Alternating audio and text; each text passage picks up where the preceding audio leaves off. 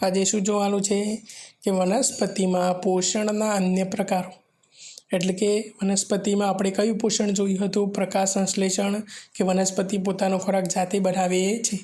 પણ કેટલીક વનસ્પતિઓ એવી હોય કે જેમાં હરિત દ્રવ્ય હોતું નથી, તો કેવી રીતે તે પોષણ મેળવશે એના વિશે આપણે અહીંયા આ ભાગમાં જોઈશું. તો શું કહે છે, કેટલીક વનસ્પતિઓ એવી પણ છે કે જે હરિત દ્રવ્ય ધરાવતી નથી, અને આપણને ખબર છે કે હરિત દ્રવ્ય ધરાવતી ન હોય તો તે પોતાનો ખોરાક જાતે બનાવી શકતી નથી. તો તે વનસ્પતિઓ શું કરશે કે બીજી કોઈ આજુબાજુ વનસ્પતિ આવેલી હોય તેની ઉપર ચડી જશે અને તેમાંથી પોષક તત્વો મેળવશે. તો એ જ રીતે અહીંયા જોવાનું છે કે તેઓ પોતાનો ખોરાક જાતે બનાવતી નથી. તેઓ કેવી રીતે જીવન જીવે છે? તો તેઓ ક્યાંથી પોષણ મેળવે છે? તો તેઓ મનુષ્ય અને પ્રાણીઓની જેમ બીજી વનસ્પતિઓ દ્વારા બનાવેલા ખોરાક પર નભે છે. અને આપણને ખબર છે કે બીજામાંથી પોષણ મેળવતું હોય તો તેને શું કહીશું આપણે? પરાવલંબી પોષણ. તો અહીંયા આકૃતિ આપેલી છે બાજુમાં, તમે જોઈ શકો છો. તો અહીંયા કઈ આકૃતિ છે?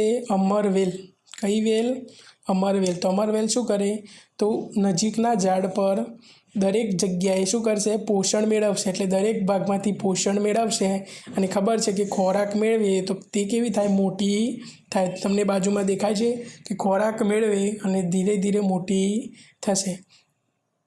તમને વનસ્પતિના પ્રકાંડ અને ડાળી પર પીળા રંગની વીંટળાયેલી દોરી જેવી રચના જોવા મળે છે. તેને શું કહે છે? અમરવેલ કહે છે. તે હરિત દ્રવ્ય ધરાવતી નથી. તે જે વૃક્ષ પર જોવા મળે તે વૃક્ષ દ્વારા બનાવેલા ખોરાકનો ઉપયોગ કરી પોષણ મેળવે છે. હવે અહીંયા યાદ રાખવાનું કે જે વૃક્ષ પર તે આરોહણ કરે એટલે ચડે, તો તે વૃક્ષને યજમાન કહે છે. નામ યાદ રાખવાનું, યજમાન. બરાબર. હવે બે શબ્દો હોય, મહેમાન અને યજમાન. તો યજમાન કોને કહેવાય? તો આપણે જેના ઘરે મહેમાન બનીને જઈએ તેને કહીશું યજમાન. તે પોતાનું પોષણ યજમાન પાસેથી લે છે, તેથી અમરવેલને પરોપજીવી કહે છે. તો યાદ રાખવાનું, પરોપજીવીનું એક્ઝામ્પલ કયું? તો અમરવેલ. શું આપણે અને બીજા પ્રાણીઓ પણ પરોપજીવી પ્રકારના છીએ? તો હા, આપણે કેવા છે? પરોપજીવી. કેમ કે આપણે પોતાનો ખોરાક જાતે બનાવતા નથી. તો આ શું હતું? વનસ્પતિમાં પોષણના અન્ય પ્રકારો. તમને બાજુમાં આકૃતિઓ આપેલી છે, કઈ? અમરવેલની. અને બાજુમાં બીજી પણ એક આકૃતિ આપેલી છે ઉદાહરણ માટે. તો હવે શું જોવાનું છે આગળ? તો કીટાહારી વનસ્પતિ. તો નામ પરથી જ ખબર પડે, કીટાહારી એટલે કીટકોનો ખોરાક તરીકે ઉપયોગ કરતી હોય તેવી વનસ્પતિ. તો હવે પહેલાં શું હતું કે વનસ્પતિ પરથી જ ખોરાક મેળવતી હતી. હવે શું કરશે વનસ્પતિ? તો કીટકો, નાના જીવજંતુઓને ખાઈને શું કરશે? પોષણ મેળવશે. તો કીટાહારી વનસ્પતિ કેવી હોય? તો તમને અહીંયા લખેલું છે કે તમે એવી વનસ્પતિઓ વિશે સાંભળ્યું હશે કે જે પ્રાણીઓનો ખોરાક તરીકે ઉપયોગ કરતી હોય. એવી થોડીક વનસ્પતિઓ કે જે કીટકોનો શિકાર કરીને તેનું પાચન કરી શકે છે. તો આ વનસ્પતિઓ કેવી હોય? તો તેમની રચના કેવી હોય કે એ શું કરશે વનસ્પતિ? તો નાના જીવજંતુઓને ખાઈ જશે અને તેમાંથી પોષણ મેળવશે, એટલે ખોરાક તેમાંથી મેળવશે. તો કેવી રીતે? તો તમને એક આકૃતિ આપેલી છે જમણી તરફ, કળશપર્ણ. તો કળશ જેવી રચના હોય છે અને પાનની બનેલી હોય એટલે કળશપર્ણ કહેવાય છે. તો તેમાં શું હોય? પર્ણનો આગળનો ભાગ ઢાંકણ જેવી રચના ધરાવે છે. તમને દેખાય છે ઢાંકણ જેવી રચના.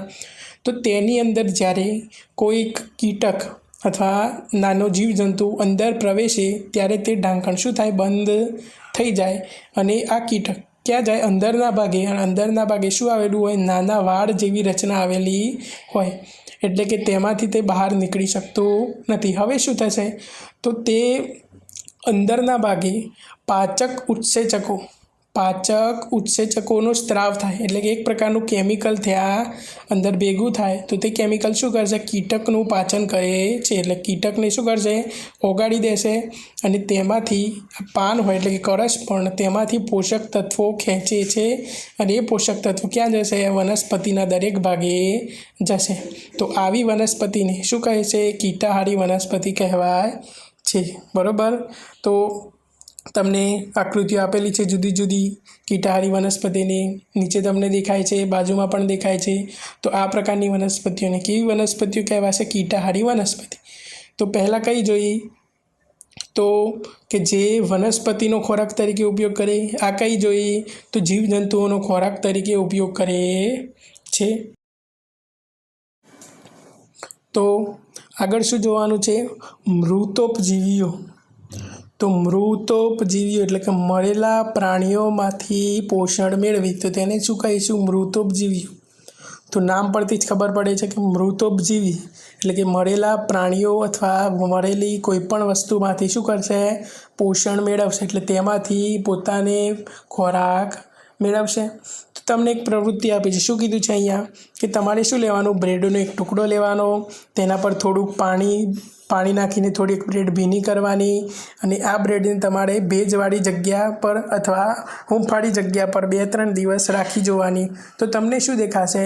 તો તમને લીલા રંગના ડાઘા અથવા ધબ્બા દેખાશે, અને તેને તમે સૂક્ષ્મદર્શક યંત્ર અથવા તમારે દૂરબીન અથવા કોઈપણ બિલોડી કાચ વડે જોશો તો તમને શું દેખાશે? તો જ્યારે નાના દોરા જેવી રચના દેખાશે.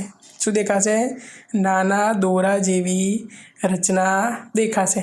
તો તેને શું કહેવાય? ફૂગ કહેવાય છે. તો ફૂગ કોને કહેવાય? તો આ જે રચના હોય એકદમ નાની હોય, દોરા જેવી રચના, તો તેને ફૂગ કહીશું. તો ફૂગ કેવી રીતે પોષણ મેળવે છે? તો બ્રેડમાંથી પોષક તત્વો શોષે છે. તો ફૂગ શું કરશે કે તો ફૂગ પહેલાં ક્યાં હોય તે જરૂરી છે. તો ફૂગ ક્યાં હોય? તો ફૂગ હંમેશા ભીની સપાટી પર જોવા મળે છે. ફૂગ હંમેશા ક્યાં જોવા મળે? ભીની સપાટી પર. તો ફૂગ હોય ક્યાં? તો આપણી આજુબાજુ હવામાં શું રહેલી હોય છે? ફૂગના જીવાણુઓ રહેલા હોય છે. તે શું કરશે? કોઈ પણ ભીની સપાટી તમને જોવા મળે તો ત્યાં તે બેસી જશે, અને ત્યાંથી એક કરતાં વધારે એટલે કે મોટા થાય છે. સમય જતાં કેવા થશે? મોટા થશે. તો બ્રેડમાં પણ એ જ રીતે થાય કે જ્યારે આપણે ભીની સપાટી કરી ત્યાં શું આવશે? તો ફૂગના કીટાણુઓ આવશે, અને ત્યાં તે એક કરતાં વધારે થઈને મોટા થશે. તો આવા પ્રકારનું પોષણ કે જેમાં મૃત કે સડી ગયેલા પદાર્થોના દ્રાવણમાંથી પોષણ મેળવાય છે તેને મૃતોપજીવી પોષણ કહેવાય છે. તો મૃતોપજીવી અથવા મૃત પોષી પોષણ કોને કહેવાય? કે સડી ગયેલા અથવા મરેલા પદાર્થોમાંથી એનું શું કરશે? દ્રાવણ બનાવશે. શું બનાવશે? દ્રાવણ. તો ડાયરેક્ટ કોઈ પદાર્થ આપણે ભીનો કરીએ તો ભીના પદાર્થ પર શું આવશે? પહેલાં ફૂગ આવશે અથવા ફૂગના જીવાણુઓ આવશે. તે શું કરશે? તો તે પદાર્થને સડી નાખશે, અને સડાઈને પછી તેનું શું? દ્રાવણમાં બનાવી દેશે, એટલે કે ભીનું બનાવી દેશે અથવા સડાઈ દેશે, અને તેમાંથી જે પોષણ મેળવે તેને શું કહીશું? આપણે ફૂગ કહીશું. અને આવા પદ્ધતિને આ જે રીતે પદ્ધતિ પોષણ મેળવાય તો તેને મૃતોપજીવી કહે છે. તો જે સજીવો આ રીતે પોષણ મેળવે તેને શું કહીશું? આપણે મૃતોપજીવી કહીશું. તો આપણે ઘરમાં પણ જોવા મળે કે અથાણા, તો અથાણામાં પણ શું હોય? ફૂગ જોવા મળે આપણને. ચામડાની કોઈ વસ્તુ હોય, કપડાં હોય, આપણા ઘરમાં બેગ હોય અથવા બૂટ હોય, તો તેમાં તમે જોઈ શકો છો કે તમને સફેદ રંગની ફૂગ જોવા મળે છે. વર્ષા ઋતુ દરમિયાન, વર્ષા ઋતુ એટલે વરસાદના દિવસોમાં શું હોય કે તે ઘણી બધી વસ્તુઓને ખરાબ કરે છે ફૂગ. સામાન્ય રીતે ફૂગના બીજાણુઓ હવામાં જોવા મળે છે. જ્યારે તેઓ ભીની અને હૂંફાળી સપાટી પર આવે છે ત્યારે તેઓ અંકુરિત થાય છે અને વૃદ્ધિ પામે છે. આપણે જોયું તેમજ.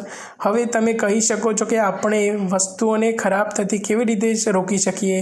તો એક જ રીતે કે કોઈ પણ ભીની સપાટી અથવા પાણી ભરાયેલું હોય તો તેને આપણે સમયસર સાફ રાખીશું અથવા ચોખ્ખું રાખીશું. કેટલાક સજીવો સાથે જીવે છે અને વસવાટ કરે છે તો તેને શું કહીશું? સહજીવન. તો નામ યાદ રાખજો, સહજીવન એટલે કે સાથે રહેવું.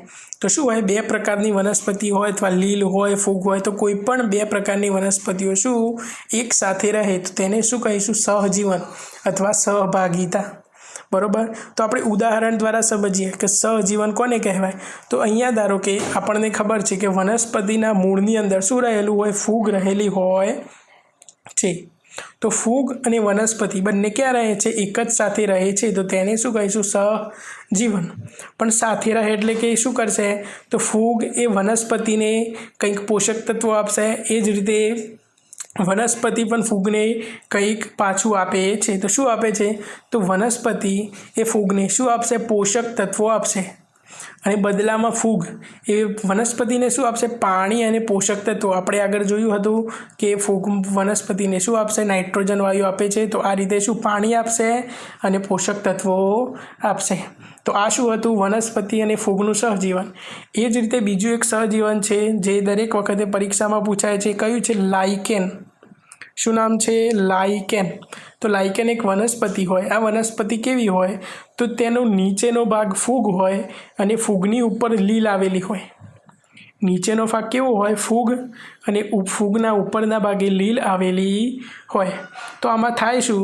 તો લીલ અને ફૂગ બંને સાથે રહે છે, માત્ર તેને શું કહે છે? સહજીવન.